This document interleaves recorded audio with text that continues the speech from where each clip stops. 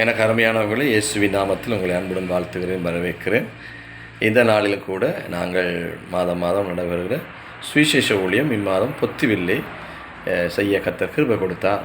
வேதம் சொல்லுது மத்த 28:19 படி, ஆகையால் நீங்கள் புறப்பட்டு போய் சகல ஜாதிகளின் சீசராக்கி பிதா குமாரன் பரிசுத்தாவினாலே அவருக்கு ஞானஸ்தானம் கொடுத்து நான் உங்களுக்கு கற்பித்த எல்லாத்தையும் கை கொள்ளுங்கள், நான் உங்களோட உலகத்தை முடிவது உங்களோடு கூட இருக்கிறேன் என்று அவர் சொன்னார். பிரியமானவர்களே, இந்த உலகத்தின் பிரச்சனைகள், போராட்டங்கள், யுத்தங்கள், சண்டைகள், எல்லா பக்கமும் எல்லா மதமும் கடைசி காலம், பயங்கரமான நாட்கள், வருகை நாட்கள், இயேசு கிறிஸ்து வருகை என்று கிறிஸ்தவர் சொல்லுகிறார்கள்.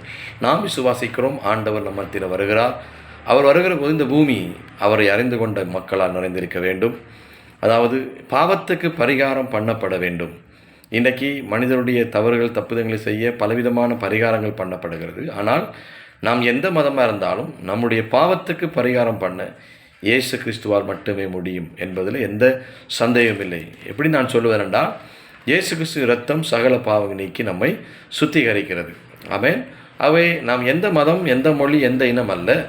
இன்றைக்கு நம்முடைய ஆடைகளிலே அழுக்குப்பட்டால் பலவித சவக்காரங்கள், பலவித சலவை தூள்கள் கொண்டு நாம் போக்குகிறோம், கழுவுகிறோம்.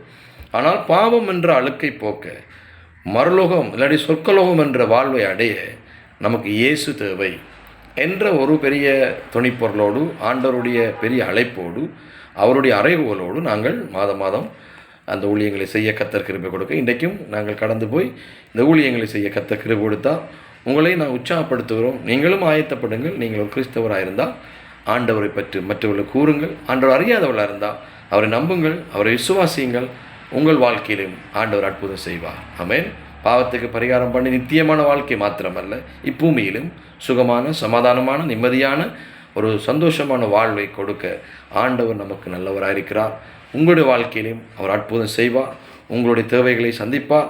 உங்களுடைய பாவம் எப்பேற்பட்ட பாவமாக இருந்தாலும், பரிசுத்த வேதம் சொல்லுது, நம்முடைய பாவங்கள் செவரென்று சிவந்து போயிருந்தாலும், இல்லாவிட்டால் மிகவும் மோசமான பாவங்கள் இருந்தாலும், வெண் பஞ்சை போல, பனியைப் போல ஆண்டவர் தூய்மையை மாற்றி நம்மை பரிசுத்தப்படுத்த வல்லவராக இருக்கிறார். நம்ம இதை பார்க்குற சகோதரா, சகோதரி, நீங்கள் இதை நம்புவீர்களாக இருந்தால் உங்களோட வாழ்க்கையிலையும் அந்த இயேசு அற்புதம் செய்வார். நம்முடைய பாவங்களை மன்னிக்க அவராலே முடியும்.